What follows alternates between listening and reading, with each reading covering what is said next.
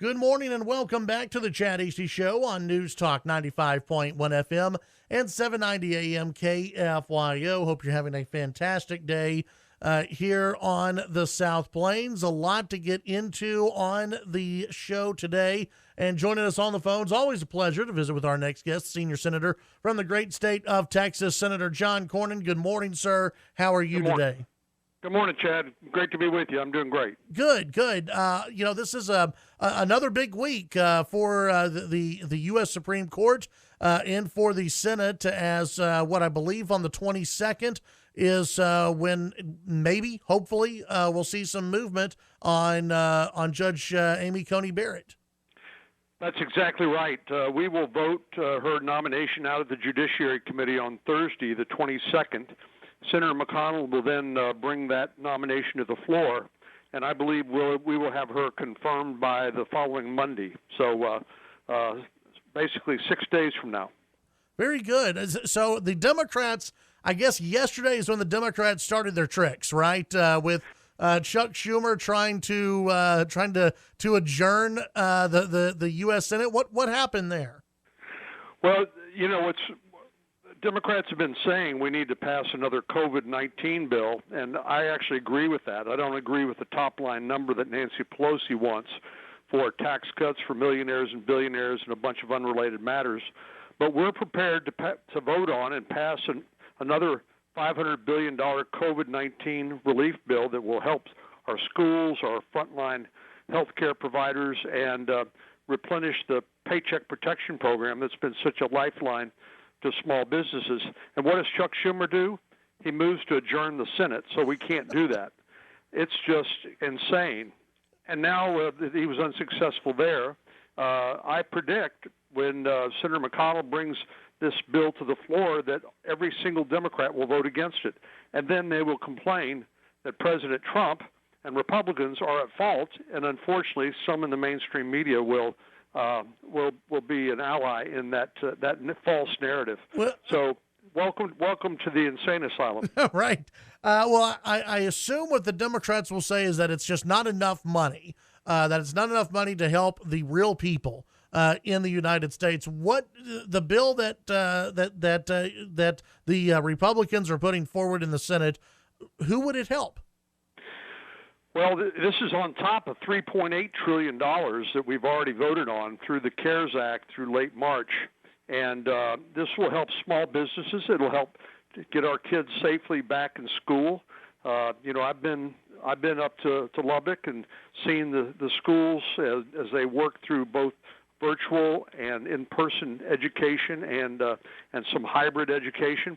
So we want to make sure that our kids can safely continue their education. But we also need to continue testing. There's a lot more testing going on, and that's revealing a lot more positive cases. But thankfully, the treatments that our healthcare providers have now perfected are saving a lot of lives. So that's been a big and important change.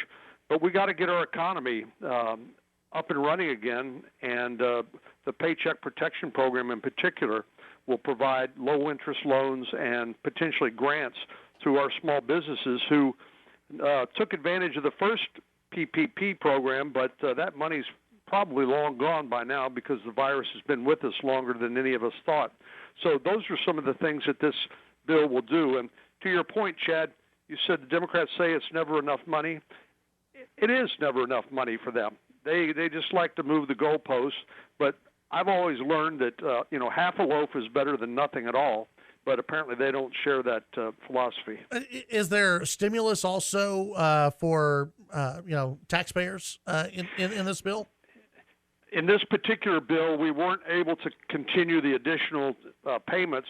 The president said he would like to do that, and I assume that if Secretary Mnuchin and Nancy Pelosi ever reach some agreement, that would be included. Okay. Unfortunately, it may be after the election before we can actually get consensus on this. Unfortunately, Nancy Pelosi does not want the president or Republicans to register a, quote, win, right. Which unfortunately is a win for the American people if we were able to do it. But we will get it done. Unfortunately, it's not as fast as I would like. Do you think that she's counting on Democrats sweeping and taking the White House, taking the Senate, having control of the House, and just saying, hey, now we can do whatever we want? Is that what she's hoping for?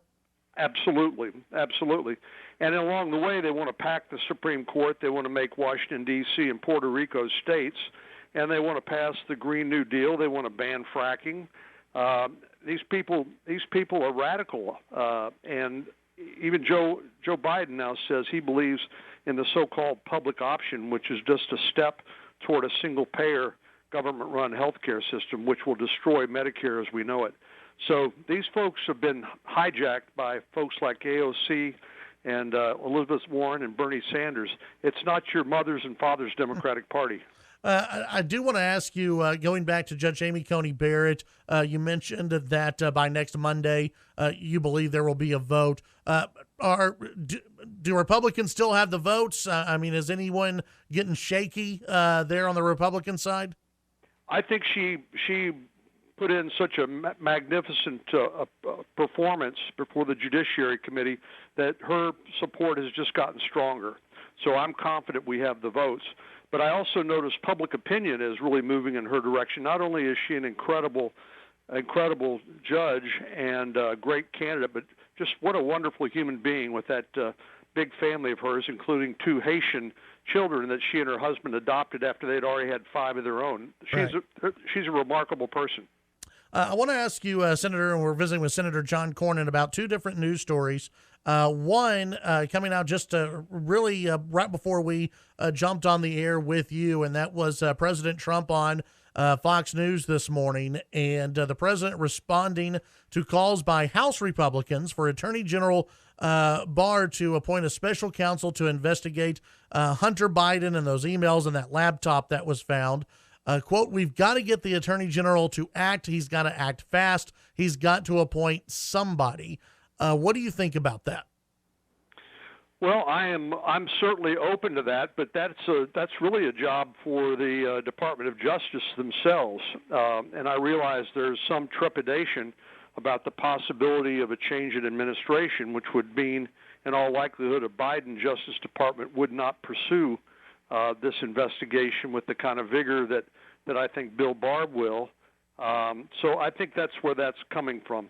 I'm not a particular fan of special counsel. I wouldn't, because I think what that does is that creates sort of a roving prosecutor and investigator without the kind of accountability that we need and ordinarily have with a Department of Justice. So I'm interested, but I'm not yet convinced.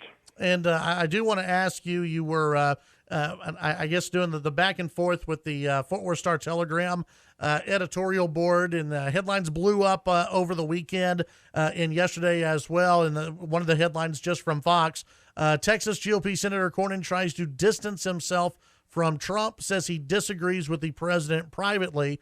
I'm sure there are a lot of people first who disagree with the president privately. I'm Right. sure there are many of you who disagreed with President George W. Bush privately as well on Absolutely. different items. Are you trying to distance yourself from the president? Absolutely not.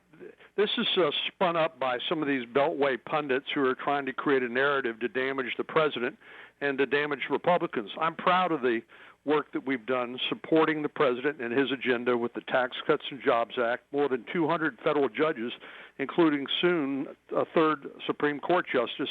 I think he's taken the country in a strong direction. I look forward to serving with him for 4 more years, and I'm proud to say my voting record is supporting him and his agenda 95% of the time. So this is just a false narrative being spun up by the Democrats inside the Beltway. And how would you describe y'all's relationship?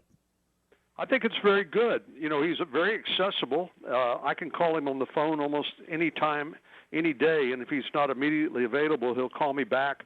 We have great conversations, and sometimes we do differ. And but then he listens, which I appreciate, and sometimes he changes his position, modifies his position. Sometimes he doesn't. But the idea that every disagreement needs to be aired in public is just flat ridiculous. Everybody understands that, like you do, Chad, that it's important to have a good relationship, and part of that is being respectful and not trying to embarrass people in public. But when you have disagreements, have those conversations privately, and sometimes you're able to move the needle. Absolutely. U.S. Senator John Cornyn, we appreciate your time as always, and we'll visit again soon. Thanks, Chad. Take care. You too. That's U.S. Senator John Cornyn here on the Chad Hasty Show. News Talk 95.1 FM and 790 AM KFYO. We'll take the break. When we come back, your phone calls, your text, and more.